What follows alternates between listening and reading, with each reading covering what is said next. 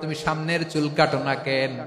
আবু মাহাজুরা বলে, আমি হাঁটু গেড়ে পেয়ারা নবীর সামনে বসেছিলাম, আমার এই মাথার চুলের মধ্যে মুবারক হাত লাগিয়ে বিশ্বনবী নিজে আমাকে আজানের প্রতিটা বাক্য শিক্ষা দিয়েছেন। বিশ্বনবীর মুবারক হাত, পবিত্র হাত আমার মাথার চুলের যেই জায়গায় লেগেছে, আমি চাই ওই চুলগুলা নিয়ে আমি আমার কবরের ভিতরে যাব।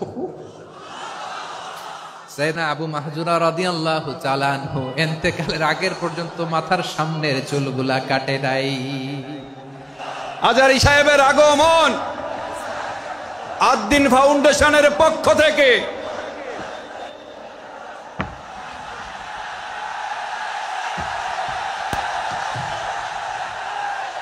লিল্লাহি তাকবীর, লিল্লাহি তাকবীর।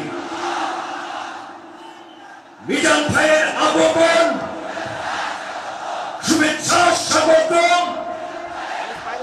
মিজান ভাইয়ের আগমন, লিল্লাহি তাকবীর, লিল্লাহি তাকবীর। সম্মানিত হাজিরিন, আপনারা ভালো আছেন সবাই? শীতে কষ্ট হচ্ছে না? মাশাআল্লাহ। 3 দিন ব্যাপী তাফসীরুল কোরআনের প্রোগ্রামের সমাপনী রজনী আজকে। আমি খুব লম্বা সময় নিব না, এটা তোমার বিভাগীয় প্রোগ্রাম। খুলনা বিভাগের প্রোগ্রাম পেয়ে গেছে যশোর। মাশাআল্লাহ, 9টা প্যান্ডেল আছে, এখানে ধাক্কাধাক্কির কোনো মানি হয় না। তোমরা ধাক্কাধাক্কি করবা, এই জন্য প্যান্ডেল করা হয় নাই 9টা। বসো, কোনো কথা নাই। অনেক আলোচনা হয়েছে 3 দিন ব্যাপী। দেশ বরেণ্য, প্রথিত যশা ওলামায়ে হযরতের মুখে আপনারা অসংখ্য কথা শুনেছেন। আমলের জন্য এগুলোই যথেষ্ট, নতুন করে আমার বলার কিছুর দরকার নাই। নতুন করে উপস্থাপনের মতো বলার মতো আমার কাছে কিছু নাইও। যা বলার 1500 বছর আগে আল্লাহ তাআলা উম্মাকে বলে দিয়েছেন, ঠিক কিনা? এমন কিতাব দান করেছে যে কিতাবে ভুল নাই, যতই পড়ি ততই শেখা যায়। বিয়ন্ডলেস, বাউন্ডলেস, বটমলেস, কুল কিনারা নাই, কুল কিনারা বিহীন সাগর। পড়েন সুবহানাল্লাহ। আসুন এখানে আসার, বসার, এই প্রোগ্রামে অংশগ্রহণ করার উদ্দেশ্যকে, নিয়তকে আমরা খালেস করে নেই। আজকে আমরা যা শুনবো, শিখবো, আমলের নিয়তে শুনবো, ঠিক কিনা বলেন? শেষ পর্যন্ত নীরবতা বজায় রাখবো। আমি উঠবো, আপনারা উঠবেন। এর আগে ওঠা যাবে না। স্কেডিউলে একটু চেঞ্জ এসেছে, এশার সালাত হয়নি। আমার আলোচনার পরপরই আজান হবে, এশার সালাতে আমরা জামাতে অংশগ্রহণ করে একসাথে বিদায় নেব ইনশাআল্লাহ। বলেন, যে টপিকটি নিয়ে আমি আপনাদের সামনে আজকে কথা বলতে চাই, টপিকটি অনেক গুরুত্বপূর্ণ। টপিকটি হচ্ছে হিউম্যান রিসোর্স ডেভেলপমেন্ট, মানব সম্পদ উন্নয়ন। কারণ আল্লাহ তাআলা আমাদের যা দেখ আর না দেখ এটা দিছে। মানুষ আর মানুষ, 18 কোটি মানুষ, ঠিক কিনা? এই 18 কোটির জনসংখ্যার দেশে বসবাস করে আমরা খুশি না বেজার? খুশি হইতে হবে, বেজার হইেন না। জাপানের খবর জানেন? তাদের গ্রোথ রেট নিচের দিকে, উল্টো। জনসংখ্যা নাই, বাচ্চা নিলে, সন্তান নিলে গভর্নমেন্ট তাদের টাকা দেয়। আমাদেরকে আল্লাহ তাআলা দয়া করে, মায়া করে এই সম্পদটা দিয়েছেন। এই মানব সম্পদকে যেন আমরা কাজে লাগাই ইনশাআল্লাহ। পড়েন সবাই। হিউম্যান রিসোর্স ডেভেলপমেন্ট অনেক জনগুরুত্বপূর্ণ বিষয়, খুব সেনসিটিভ বিষয়, বুঝতে হবে। যশোরের স্মার্ট ছেলেরা, এই যে আমি যাদেরকে দেখতে পাচ্ছি, all are the gen Z of Jashore. ওরা ইশারা ইঙ্গিতে কাজ করে। এই যে পুরো গদি উল্টায় দিছে, ঠিক কিনা? 24-এর ছাত্র নাগরিক অভ্যুত্থান আমাদের দেখিয়ে দিচ্ছে কিভাবে চোখের ইশারায় গদি উল্টে দিতে হয়। তো জেনজিদের নিয়ে বসেছে, ওরা তো স্মার্ট, ওরা ডিস্টার্ব করবে না। মেহরবানি করে আমার সাথে কানেক্ট করো, 1 to 1, brain to brain, eye to eye, eye contact করো আমার সাথে। তাকাও, কষ্ট হলো আমার দিকে তাকাও, আওয়াজ করা যাবে না, আমার দিকে তাকাও। প্রিয় ভাইয়েরা, হিউম্যান রিসোর্স ডেভেলপমেন্টের ব্যাপারে কিছু কথা বলবো। এই যে আমাদের বিশাল জনসংখ্যা, এই জনসংখ্যাকে কি করে জনসম্পদে রূপান্তরিত করা যায় এ ব্যাপারে কথা বলবো। আমি সূরাতু বনী ইসরাইলের 70 নম্বর আয়াত তেলাওয়াত করেছি। এই আয়াতের আলোকে কিছু কথা আমি আপনাদের সামনে বলবো।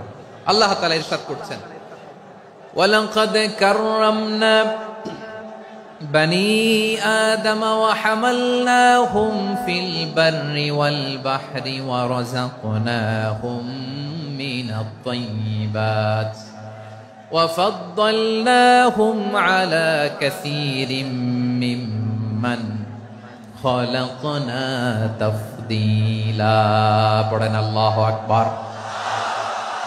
রব্বুল আলামিন বলেন ওয়ালাকাদ কাররামনা বানি আদম, আমি বনি আদমকে সম্মানিত করেছি, বনি আদমকে মর্যাদা দিয়েছি। ওয়া হামালনাহুম ফিল বাররি ওয়াল বাহর, বনি আদমকে জলে স্থলে স্থলে এবং সমুদ্রে চলাচলের বাহন দিয়েছি। ওয়া রাযাকনাহুম মিনাত তাইয়্যিবাত, তাদেরকে পবিত্র রিজিকের বন্দোবস্ত করেছি। আলা কাসীরিম মিম্মান খালাকনা তাফদীলা, আর আমি আল্লাহ যাদেরকে সৃষ্টি করেছি তাদের মধ্য থেকে বনি আদমকে আমি শ্রেষ্ঠ বানিয়েছি। আমরা শ্রেষ্ঠ, আমরা আশরাফুল মাখলুকাত। আমরা কি এই যে এমনি চিল্লাচিল্লি করে জিজ্ঞেস করলে বলে না, আমরা আশরাফুল মাখলুকাত। আমরা কি শ্রেষ্ঠ, সবার চেয়ে সেরা। আমাদের মতো করে আল্লাহ কাউকে বানায় নাই। দুই পায়ে ভর করে শির দ্বারা এরকম স্ট্যান্ড রেখে মাথা উঁচু করে দাঁড়াতে পারে এরকম কোন প্রাণী পৃথিবীতে আছে? এজন্য আল্লাহ বলেন ওয়ালাকাদ কাররামনা বানি আদম, আমি বনি আদমকে সম্মানিত করেছি, তাদেরকে আমি মর্যাদা দিয়েছি। তাদেরকে আমি যত মর্যাদা দিয়েছি আমার কোন সৃষ্টিকে এত মর্যাদা দেই নাই। পড়েন সুবহানাল্লাহ। I have dignified the status of the sons of Adam, আদমের সব সন্তানের মর্যাদা আমি বাড়িয়েছি। আল্লাহ এখানে বলেননি ওয়ালাকাদ কাররামনাল মুমিনিন, আমি মুমিনের মর্যাদা বাড়িয়েছি, বলেছেন? আল্লাহ এখানে বলেন নাই ওয়ালাকাদ কাররামনাল মুসলিমিন, আমি মুসলিমের মর্যাদা বাড়িয়েছি। আল্লাহ বলেছেন ওয়ালাকাদ কাররামনা বানি আদম, আমি বনি আদমের সম্মান বাড়িয়েছি। হোক সে মুমিন কিংবা কাফের, মুসলিম কিংবা মুশরিক, আস্তিক কিংবা নাস্তিক, আরব কিংবা অনারব, যেই হোক না কেন আদম সন্তান সবগুলার মর্যাদা বাড়ায় দিয়েছে কে? সবার মর্যাদা আল্লাহ বাড়িয়েছে। মানুষ হিসেবে মর্যাদা। বিশ্বনবী সাল্লাল্লাহু আলাইহি ওয়াসাল্লাম ইহুদির লাশ দেখে দাঁড়িয়ে গেলেন। কার লাশ? আমার যশোরের ভাইয়েরা আওয়াজ করে বলুন, কার লাশ? ইহুদির লাশ দেখে দাঁড়ায় গেলেন। সাহাবারা বললেন রাসূলুল্লাহ আপনি দাঁড়ালেন যে, এটা তো ইহুদির লাশ।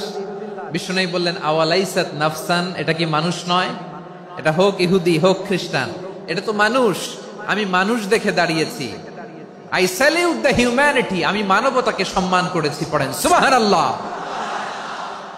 তাহলে এই জমিনে মানুষের মর্যাদা বেশি, হোক আস্তিক হোক নাস্তিক, হোক মুমিন কিংবা কাফের। আদমের সন্তান হলে, মানুষ হলেই তার মর্যাদা বাড়িয়েছে কে? আমার কলিজার টুকরা যশোরের ভাইয়েরা, মানুষের মর্যাদা আল্লাহ এত বাড়িয়েছেন, মানুষ জীবিত থাকলেও যেমনি মর্যাদাবান, মরে গেলেও মর্যাদাবান। সুবহানাল্লাহ পড়েন। মানুষ মরে গেলে এই ডেড বডিটা কি হয়? পচে যায়, গলে যায়, মাটির সাথে মিশে যায়। তাই বলে আপনি ডেড বডির সাথে যাচ্ছে তাই করতে পারবেন না। পারবেন? কেউ যদি অন্যায় করে তাকে যদি আপনি শাস্তির আওতায় আনেন, যা মনে চায় করতে পারবেন না। তারা আগুন দিয়ে পোড়াতে পারবেন না, নাক কাটতে পারবেন না, কান কাটতে করতে পারবেন না। কারণ মানব জাতির মর্যাদা স্বয়ং দিয়েছে কে? ডেড বডি পচে যাবে, গলে যাবে। তারপরে ইসলাম বলে না, খবরদার, এই মরা লাশটারও একটা মর্যাদা আছে না নাই? ইসলাম বলে এই লাশটা গলে যাবে, পচে যাবে, কিন্তু এটার অমর্যাদা করো না। কর্পূর দিয়ে, খেজুর পাতা দিয়ে, এটাকে ওয়ার্ম ওয়াটার দিয়ে, গরম পানি দিয়ে ধৌত করো। সাদা শুভ্র ধবধবে কাপড় দিয়ে লাশটাকে তুমি কাভার করো। তারপরে খাটিয়ার মধ্যে লাশটাকে রেখে বিশাল একটা প্রোগ্রাম করো, একটা ফিউনারাল প্রোগ্রাম করো। ওই প্রোগ্রামের ডানে বায়ে পেছনে লাশটারে রাখলে হবে না, প্রোগ্রামের একেবারে সামনটাতে তুমি লাশটাকে রাখো। সুবহানাল্লাহ। একটা ফিউনারাল প্রোগ্রাম করতে হবে, তাকে শেষ বিদায় জানাতে হবে, যেটাকে আমরা জানাজা বলি। কি বলি? জানাজা মানে মাইয়েতের জন্য দোয়া, তার জন্য দোয়া করা হয়। একটা সিস্টেমেটিক অর্ডারে কবরে রাখা হয়, সুন্দরভাবে সেটাকে কবরস্থ করা হয়, মাটি দেয়া হয়, পানি দেয়া হয়। তার মানে মরে গেলেও মানুষের সম্মান বাড়ায় দিয়েছে কে? এজন্য আল্লাহ বললেন ওয়ালাকাদ কাররামনা বানি আদম, বনি আদমের সম্মান মর্যাদা আমি আল্লাহ বাড়িয়ে দিয়েছি। মানুষের সম্মানে তুমি কখনো আঘাত করো না, ঠিক কি না? তাহলে ভাই, প্রথম মেসেজ হচ্ছে the first and foremost message tonight to the বলেন I have dignified the status of son of Adam, আমি বনি আদম সবার মর্যাদা বাড়িয়ে দিয়েছি। হোক আস্তিক নাস্তিক, হোক কাফের কিংবা মুশরিক, তার মর্যাদা বাড়াই দিছে কে? যখন বন্যা হয় আমরা ত্রাণ নিয়ে যাই, আমরা শুধু মুসলমানদেরকে ত্রাণ দেই নাকি?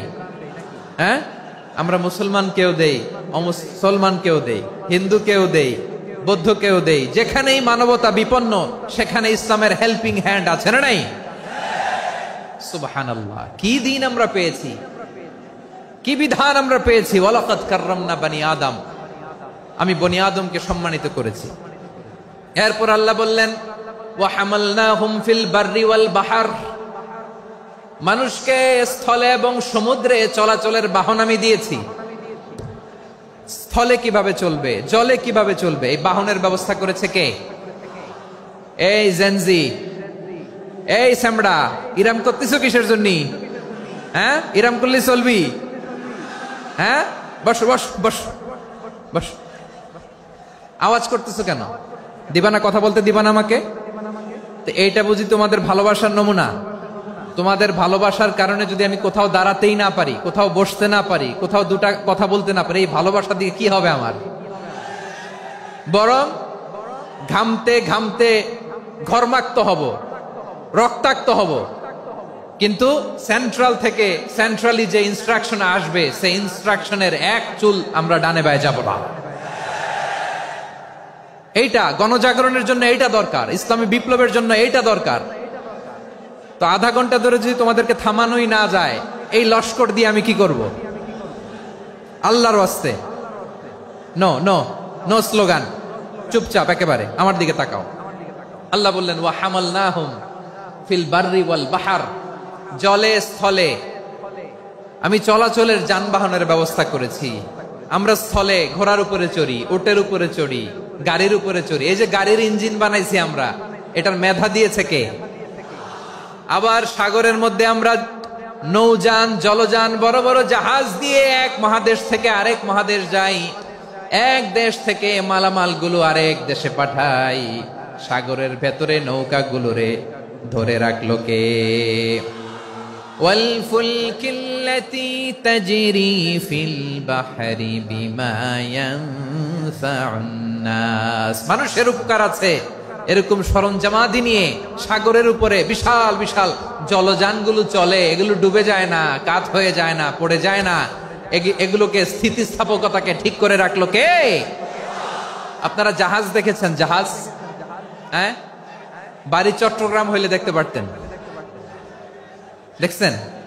বিশাল বিশাল জাহাজ, বিশাল জাহাজ মালামাল নিয়ে এক মহাদেশ থেকে আরেক মহাদেশে যায়।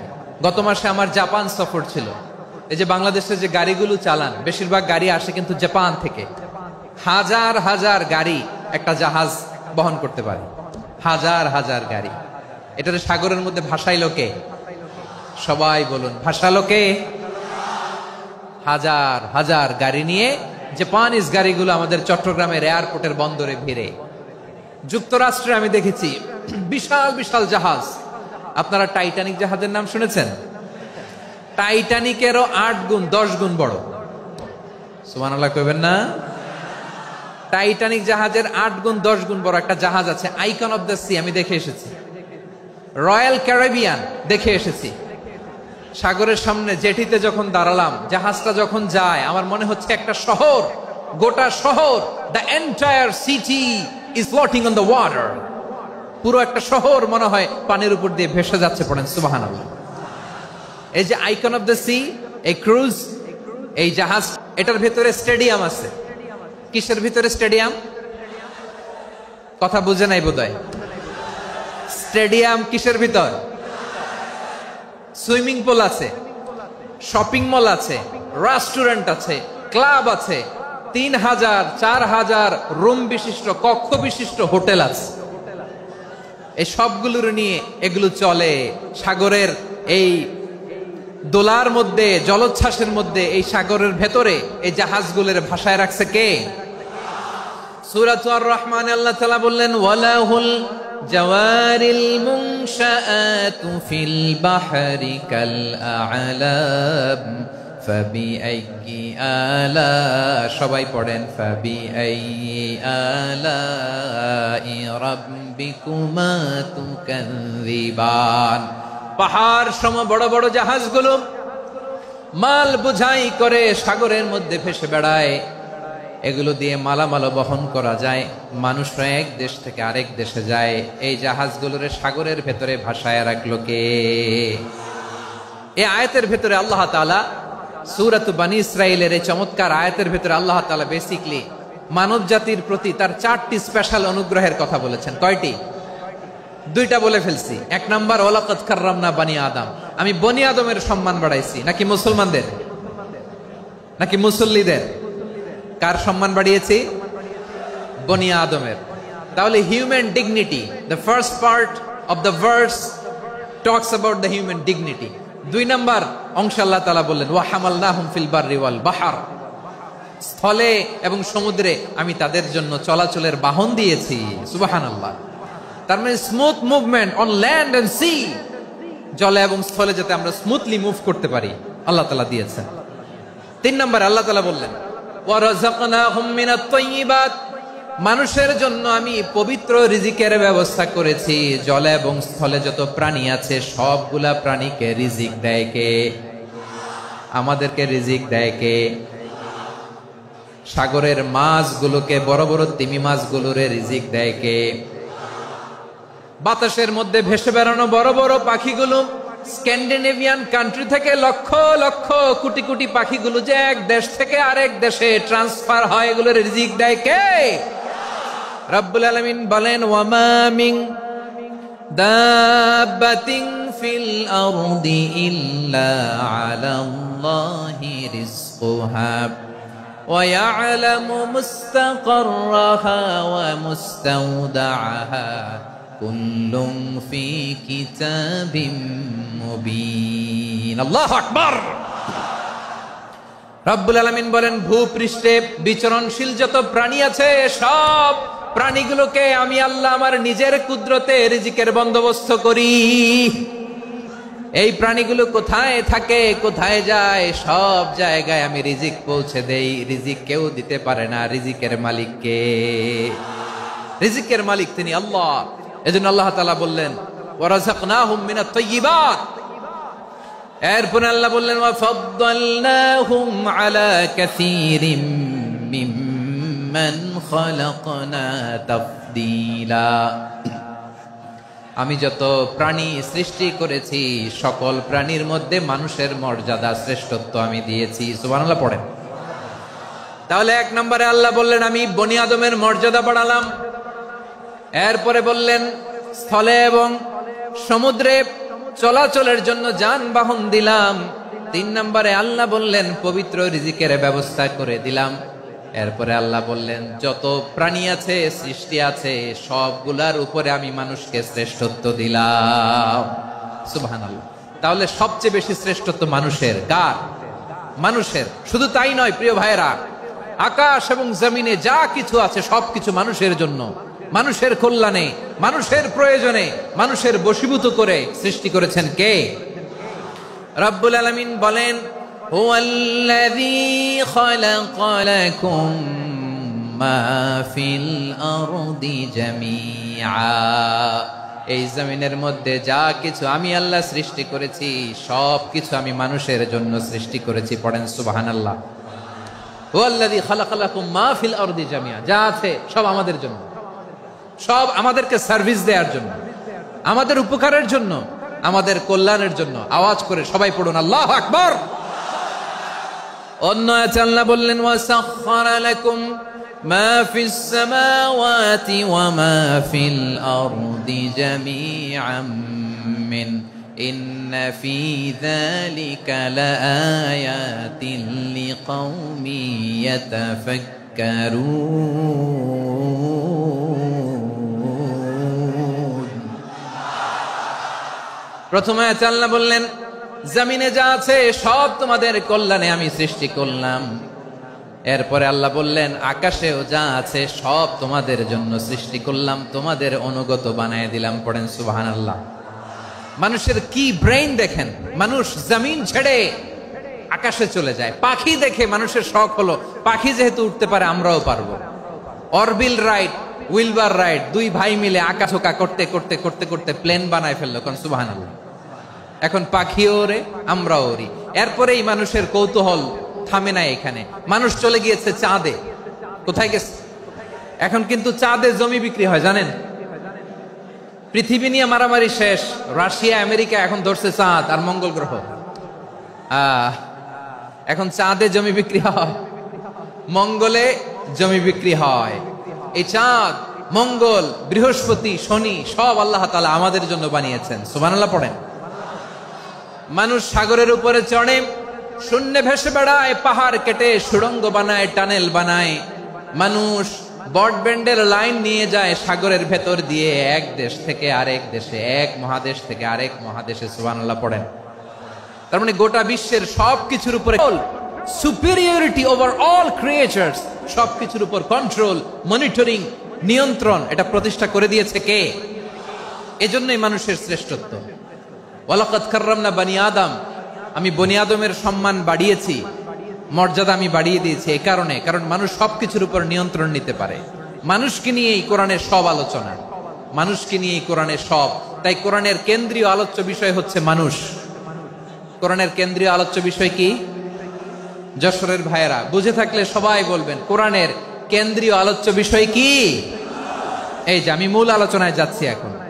কেন মানুষ কোরআনের কেন্দ্রীয় আলোচ্য বিষয়? এই যে ভাইয়েরা, এই যে হাত জোর করে, এই যে Jessore Gen Z, the smart people of Jessore, হাত জোর করে বলতেছে, হাত জোর করে তোদের কাছে আল্লাহর দোহাই লাগে, স্টপ স্টপ। শুরুতে একবার বলেছে জায়গা না হলে আস্তে আস্তে ধাক্কা দিবা, সামনে না পিছনে, দিয়ে দিয়ে বের হয়ে চলে যাও। এলইডিতে দেখো, এই যে এই যে আল্লাহর ওয়াস্তে জায়গা না হলে ওদিকে যাও। কোরআনের মাহফিলে বিশৃঙ্খলা, এটা কাফিরদের আলামত। কাফিররা শীষ দিত, শীষ। বিশ্বনবী কোরআনের তাফসির করলে কাফিররা শীষ দিত আর ক্ল্যাপিং করত, হুইসেল এন্ড ক্ল্যাপিং। তো আমরা কি এখানে বিশৃঙ্খলা করতে আসছি? তো বারবার থামানো লাগে কেন? কোনো আওয়াজ হবে না, বললাম তো স্টপ।